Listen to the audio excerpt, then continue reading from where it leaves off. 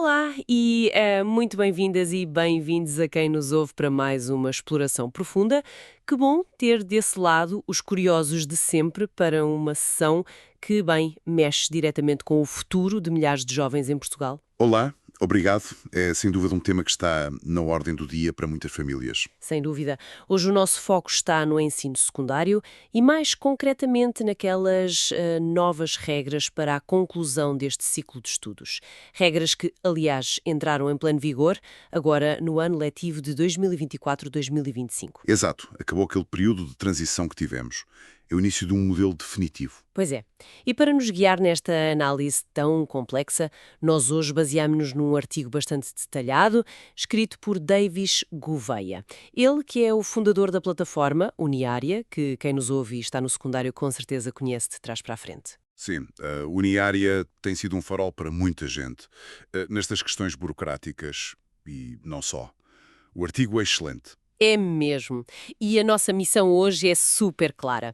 Queremos descodificar este novo modelo de avaliação, perceber, lá está, as nuances matemáticas que definem as notas finais e entender o impacto prático que estas diretrizes têm no dia-a-dia dos estudantes que procuram o diploma. Que no fundo é o que interessa, não é? O impacto real na vida deles. Ora bem, ok, vamos lá desconstruir isto. Qual é o verdadeiro pilar, a regra central deste novo sistema para os alunos dos cursos científico-humanísticos? Bom, o pilar central marca um regresso à exigência da avaliação externa, mas, e isto é importante, com contornos muito diferentes do passado. A regra de ouro determina que, para obter o diploma do secundário regular, os alunos têm de realizar obrigatoriamente 3 exames nacionais e com aproveitamento. 3 exames. Sim. Nos últimos anos, devido aos constrangimentos que começaram com a pandemia, vivemos ali uns regimes de exceção. Os exames serviam quase exclusivamente para o ingresso no ensino superior. Pois quem não precisava não fazia. Exatamente. Mas agora a normalidade foi redefinida e dentro desta obrigatoriedade dos 3 exames, há um que não admite qualquer discussão. É o Exame Nacional de Português no 12º ano. Claro, o português funciona aí como a grande âncora do sistema, não é? É transversal a toda a gente. Um aluno de ciências e tecnologias que, sei lá, respira equações e laboratórios, senta-se lado a lado com um aluno de artes visuais que passa os dias no estirador e vão fazer exatamente a mesma prova no final do secundário. É o grande elemento unificador do diploma. Mas a grande mudança face aos modelos mais antigos surge na flexibilidade do resto do pacote, certo?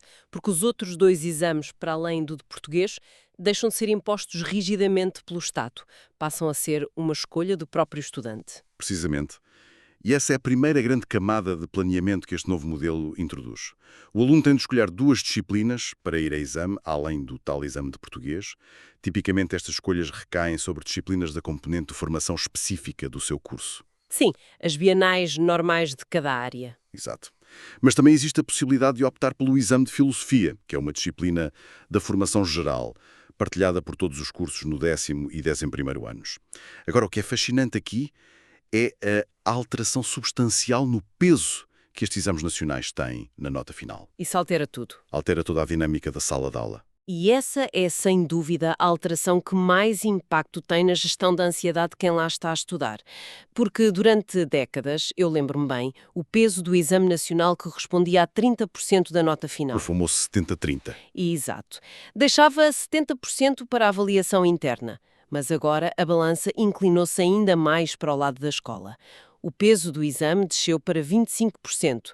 O que significa que uns esmagadores 75% da nota final são ditados pelo trabalho contínuo do aluno ao longo do ano. E isso é enorme. É a assiduidade, a participação, os testes intermédios e até trabalhos de grupo que assumem o protagonismo total. E a matemática por trás desta descida de 5 pontos percentuais tem um impacto prático muito, muito forte. Se analisarmos o exemplo prático que a fonte de hoje nos traz, a diferença torna-se mesmo evidente. Vamos a isso. Imaginemos o cenário de um estudante que trabalhou de forma muito consistente ao longo de todo o ano letivo e conseguiu alcançar uma nota interna de 18 valores. Uma excelente nota. Muito boa. No modelo antigo dos 30%, se esse aluno tivesse um momento de menor inspiração ou simplesmente cedesse ao nervosismo naquela manhã do exame, e tirasse um 16, A nota descia. a sua nota final da disciplina descia automaticamente para 17. O exame tinha ali uma força gravitacional enorme para puxar a média para baixo. O que psicologicamente era muito duro para quem se esforçava um ano inteiro. Mas aplicando a nova fórmula, onde a avaliação contínua vale os tais 75% e o exame apenas 25%, o cenário do mesmíssimo aluno muda de figura. Mantendo a nota interna de 18 e o exame de 16, a classificação final da disciplina não mexe, fica num sólido 18. Fica intacto. A escola absorve o impacto do exame menos conseguido. É um sistema que protege a consistência. Uhum. E além dessa proteção, há uma segunda alteração matemática fundamental no novo modelo. A introdução da proporcionalidade no cálculo da média final do secundário. Essa parte da proporcionalidade é super interessante. É, porque até à entrada destas novas regras, a média do secundário era calculada através de uma média aritmética simples, ou seja, somava-se tudo e dividia-se. Todas as disciplinas, independentemente da carga horária ou da duração, valiam exatamente o mesmo no bolo final. Pois o que criava algumas distorções, estranhas, porque uma disciplina anual que o aluno só tinha durante o 12º ano tinha exatamente o mesmo peso na média do que disciplinas estruturantes como o português ou a matemática, que exigem 3 anos letivos de estudo ininterrupto. Exatamente. Não fazia grande sentido. O novo cálculo de proporcionalidade corrige essa falha de forma muito pragmática.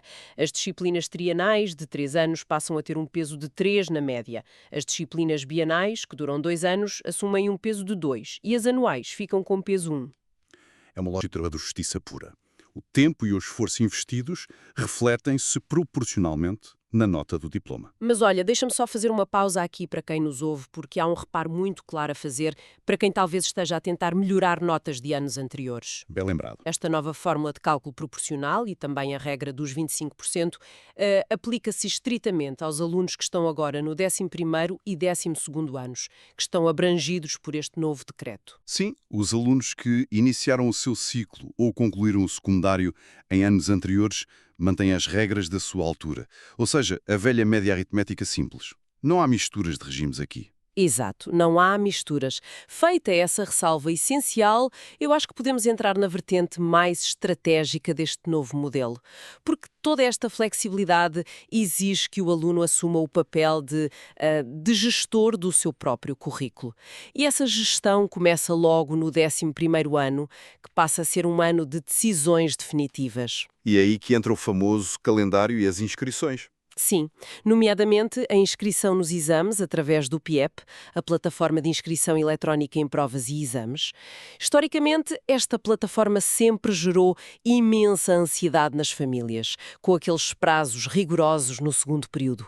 Mas agora, a responsabilidade do que se preenche lá é ainda maior. Sem dúvida. No final do 11º ano, os alunos têm de olhar para o seu leque de disciplinas bienais ou para a filosofia e decidir logo quais vão utilizar para cumprir a cota de exames obrigatórios. O registro no PIEP não é uma mera formalidade burocrática. É uma declaração de intenções séria. Pois é. E o modelo estipula que é obrigatório realizar pelo menos um dos exames nacionais logo no 11º ano. As provas decorrem no calendário habitual, primeira fase em junho e segunda fase em julho. E o detalhe que exige mais cautela é o caráter definitivo dessa escolha. O artigo da Uniária sublinha mesmo isso. Uma vez que o aluno escolhe a sua disciplina bienal no 11º ano e vai a exame com o objetivo de concluir o secundário... Como aluno interno, atenção. Sim, na condição de aluno interno. Uma vez feita essa escolha, ela fica trancada. Não existe aquela possibilidade de chegar a meio do 12º ano, perceber que a nota não foi ideal e pedir para trocar essa escolha por outra disciplina qualquer. O caminho escolhido no 11º vai até ao fim para o cálculo do diploma. É por isso que o diálogo entre estudantes, pais e professores no segundo período do 11º ano tem de ser muito transparente e estratégico. E essa escolha projeta-se diretamente no ano seguinte. No 12º ano, como já estabelecemos, o exame de português é um dado adquirido. É para todos. Claro. Mas o aluno pode, se assim o entender, realizar o exame de uma disciplina trienal da sua área específica. Estamos a falar daquelas disciplinas de grande peso, como Matemática A, História A ou Desenho A. Certo. Contudo, só realiza esse exame trienal se o tiver nomeado previamente como uma das suas 2 escolhas opcionais. Aqui é que a coisa fica mesmo interessante. Porque se olharmos para estas regras como ahm, um tabuleiro de xadrez, há uma jogada que permite aliviar imenso a carga do último ano. O famoso truque. O truque legal. Se um aluno se organizar e decidir fazer os seus 2 exames opcionais logo no 11º ano, inscrevendo-se às 2 disciplinas bienais em que se sente mais confortável, ele chega ao 12º ano com uma folga enorme. Para efeitos de conclusão do ensino secundário, a única preocupação nacional que lhe resta é o exame de português. É o cenário ideal para quem quer focar-se na avaliação contínua no último ano. Descomprime muito aquela tradicional panela de pressão que é o 12º ano. Totalmente. E para traduzir isto em algo tangível, eu acho que podemos analisar os perfis típicos que a nossa fonte detalha. Começando, por exemplo, por um aluno de Ciências e Tecnologias. Vamos a isso. Adoro casos práticos. Um aluno de ciências no 11º ano tem normalmente as disciplinas bienais de Física, Química A e de Biologia e Geologia. O que é que acontece se ele aplicar esta estratégia de antecipação? Bom, se ele se sentir seguro nessas duas matérias, inscreve-se nos exames nacionais de ambas, através do tal PIP no 11º ano, estuda, realiza as provas em junho e, obtendo aprovação, arruma a questão dos exames opcionais. No 12º ano, foca-se no português. E o impacto disso? O grande impacto reflete-se na matemática A. Como ele já cumpriu os seus 3 exames obrigatórios, a nota final da disciplina trienal de matemática A será definida 100% pela avaliação interna, ou seja, todo o seu esforço, os testes e o trabalho feito ao longo de 3 anos com o professor resultam numa nota final isenta da pressão de um exame nacional. Uau! Isso tira um peso incrível de cima dos ombros. Mas claro, há sempre a variável do ensino superior. Lá está. Porque o diploma do secundário é uma coisa e as provas de ingresso para a faculdade são outra completamente diferentes. Se esse nosso aluno de ciências quiser candidatar-se a um curso de engenharia informática, por exemplo, ou mecânica, as universidades vão, inevitavelmente, exigir-lhe a prova de ingresso de matemática A. Exatamente. Nesse contexto, a estratégia tem de ser adaptada ao objetivo superior do aluno. Ele não faria os 2 exames no 11º ano. Poderia, por exemplo, fazer apenas Física e Química A no 11º, deixando a disciplina de Biologia e Geologia avaliada apenas internamente, pela escola. Para garantir uma média melhor ali. Sim. E depois guarda o seu segundo exame opcional para o 12º ano, realizando a Prova Nacional de Matemática A em simultâneo com o português. Mantém a regra dos 3 exames, mas garante a prova de ingresso de que necessita para a universidade. É um planeamento cirúrgico. É quase uma gestão de carteira de investimentos, mas com disciplinas. E se mudarmos de área e olharmos para um perfil de línguas e humanidades? O princípio mantém-se, mas com ferramentas diferentes. Sim, a lógica é exatamente a mesma. Deixa-me dar este exemplo. Imaginemos uma aluna que no 11º ano tem Geografia A e Matemática aplicada às Ciências Sociais, o conhecido MAX. E convém até fazer aqui um pequeno parêntese sobre o MAX, porque é uma disciplina muito interessante. Ao contrário da Matemática A, o MAX foca-se em estatística, em sistemas de votação, em literacia financeira. É desenhada especificamente para alunos destas áreas. É uma disciplina extremamente prática para o dia-a-dia. Sim. E se a aluna em questão tiver facilidade com essa análise de dados do MAX e com a Geografia A, aplica a mesma jogada de antecipação. Vai a exame a estas 2 bienais no 11º ano. Se tudo correr bem, chega ao 12º ano e apenas o exame do português a separa do diploma. E o benefício na trienal? Sim, o mais importante de tudo. A sua disciplina trienal, que neste curso de Humanidades é a História A, fica inteiramente blindada pela avaliação contínua. Os 3 anos de estudo intensivo de História culminam numa nota atribuída pela escola, sem o fator de imprevisibilidade de um exame nacional lixado no final do ano. É isso. E podemos ver que isto aplica-se transversalmente. Nas ciências socioeconómicas, um aluno pode usar a economia A e a geografia A no 11º ano. Nas artes visuais, pode focar-se em geometria descritiva A e história da cultura e das artes, garantindo, por exemplo, que a disciplina trienal de desenho A não vai à avaliação externa para efeitos de conclusão. O sistema devolve agência aos estudantes, permitindo-lhes gerir o risco consoante os seus pontos fortes. Pior de percursos. Há dezenas de milhares de alunos integrados em vias profissionalizantes e em cursos artísticos especializados. Verdade. E para estes estudantes, o diploma tem contornos muito diferentes. Então, o que é que isto tudo significa para eles? Eles também andam a fazer estas contas aos pesos de 25% e a escolher disciplinas bienais no PIEP? A resposta é perentória. Não. O artigo da Uniária é muito claro ao traçar esta linha divisória. Para os alunos dos cursos profissionais e artísticos, a obrigatoriedade de realizar 3 exames nacionais simplesmente não existe. A arquitetura destas vias de ensino é fundamentalmente distinta. Ok. De facto, não há qualquer exigência de exames nacionais para concluírem o secundário. Nem sequer o Exame Nacional de Português lhes é exigido para obter o diploma de 12º ano. O que, se pensarmos bem, faz todo o sentido considerando a natureza destes cursos. Durante muitos anos, houve uma certa pressão para uniformizar tudo por cima, o que penalizava alunos com talentos eminentemente práticos ou técnicos, que não se reviam numa prova escrita teórica. Completamente. Era avaliar um peixe pela capacidade de subir a uma árvore. Ora nem mais. Então, para um aluno do ensino profissional, quais são as verdadeiras métricas de sucesso? O que é que ele tem de apresentar para provar que está apto a receber o diploma? A avaliação assenta na demonstração de competências reais e aplicáveis.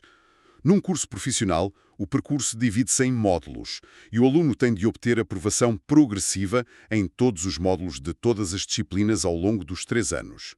Não há chumbos de ano, há atrasos nos módulos. Entendido. Depois, há a componente de imersão no mundo real, que é a formação em contexto de trabalho.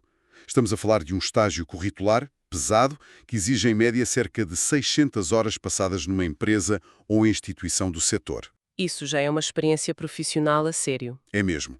E por fim, o culminar de todo este percurso não é um teste escrito numa sala de aula silenciosa. É sim a prova de aptidão profissional, conhecida por todos como PAP. Mas com uma vertente puramente prática. Imaginemos um estudante a terminar um curso profissional técnico de gestão e programação de sistemas informáticos. Certo. A sua PAP não é dissertar teoricamente sobre a história dos computadores. É construir um software funcional do zero ou montar e configurar a infraestrutura de rede de uma pequena empresa simulada. E depois, claro, apresentar e defender esse projeto perante um júri de especialistas e professores. É aí que se prova a aptidão. E a mecânica é exatamente equivalente nos cursos artísticos especializados, que abrangem áreas como a dança, a música ou as artes visuais e audiovisuais. O aluno completa as disciplinas teóricas e técnicas da sua formação e, no momento da conclusão, em vez da PAP, apresenta a prova de aptidão artística, a PA. Sim. Para um finalista do curso de instrumento, por exemplo, a avaliação final é um recital rigoroso.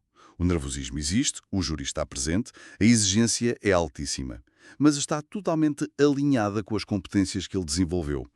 A métrica de sucesso ali não é a análise sintática de um texto de Camões, é a excelência da sua execução musical no palco.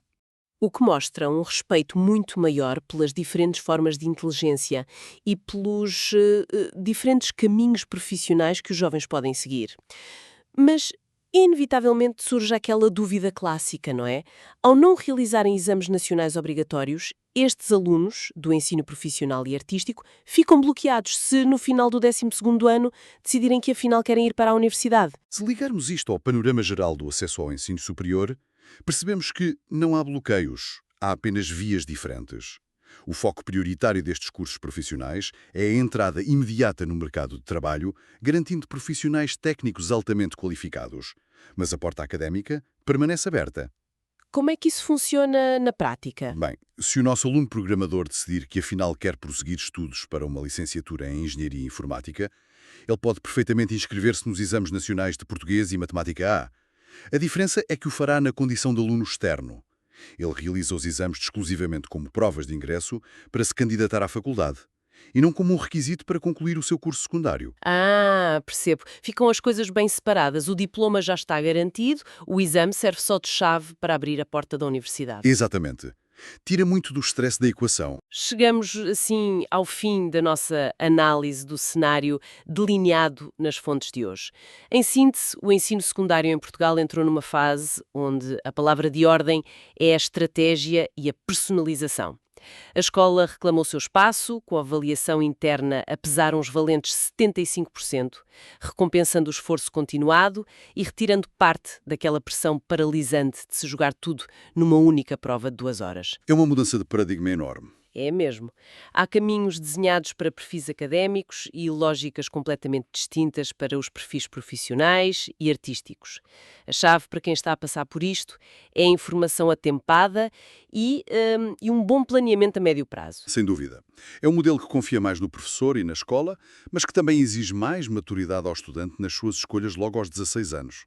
No entanto, analisando o desenho final destas regras, isto levanta uma questão importante. Qual? Pela sua própria natureza flexível, o sistema permite que um aluno termine o secundário e obtenha um diploma de uma área científica ou humanística, sem nunca ser sujeito a uma avaliação padronizada de nível nacional na disciplina que define o seu curso. Pois, é verdade. Um aluno de ciências pode legitimamente, como vimos, não fazer o exame de matemática A. Um aluno de humanidades pode evitar o exame de história A. A questão que fica a pairar é se este modelo estará a promover uma aprendizagem mais orgânica e menos focada apenas em estudar para o exame, ou se, de forma inadvertida, está a criar uma via rápida onde os estudantes optam por não testar os seus limites nas disciplinas nucleares apenas para proteger as médias. Essa é a grande reflexão que decorre de toda esta flexibilidade. E até podemos acrescentar um outro ângulo a essa premissa. Como é que as universidades vão reagir e adaptar os seus currículos de primeiro ano, sabendo que podem começar a receber alunos que, embora tenham excelentes médias internas, nunca foram testados a nível nacional nas matérias basilares dos seus cursos? Vão ter turmas muito mais heterogéneas. Será que os primeiros semestres do ensino superior vão ter de se transformar em períodos de nivelamento de conhecimentos? É uma consequência sistémica profunda que deixamos para a reflexão de quem nos ouve. Muito obrigada por nos ajudares a navegar por este intrincado modelo de avaliação, clarificando as regras que vão ditar o ritmo das escolas portuguesas. O prazer foi meu. É sempre um gosto debater estas questões. A todos os que estiveram desse lado a acompanhar esta nossa exploração profunda até ao fim, um excelente planeamento para o futuro. Continuem a questionar os sistemas e a procurar as melhores estratégias. Até à próxima!